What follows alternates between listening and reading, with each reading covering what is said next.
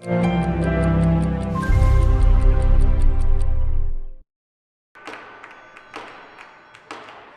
day of small moves on Wall Street ahead of the start of earnings season.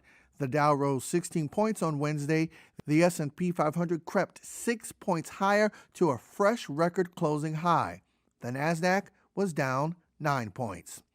Minutes from the last Federal Reserve meeting provided comfort that the world's most powerful central bank remains in no rush to raise interest rates. Fed officials say it will likely take, quote, some time for substantial further progress on their twin goals of more hiring and stable prices. The minutes were a win-win for investors, says Raymond James Chief Investment Officer Larry Adam.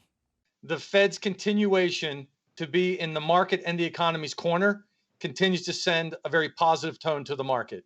You know, the old saying, don't fight the Fed. Well, the Fed says we're not going to be doing anything for the foreseeable future. That should keep this economy's momentum moving higher. Optimistic words from the head of J.P. Morgan Chase also kept a floor under the market. CEO Jamie Dimon believes the U.S. could be in store for an economic boom that lasts through 2023 if more adults get vaccinated and federal spending continues. He also weighed in on the hot topic of economic inequality. As part of his annual letter to shareholders, the head of America's biggest bank called for raising the federal minimum wage, improving training for jobs at high schools and colleges, and making it easier for people with criminal records to get jobs.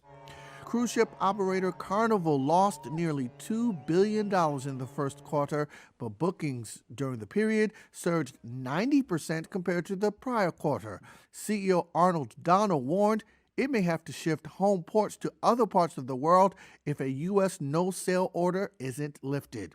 Shares of Carnival touched a 52-week high.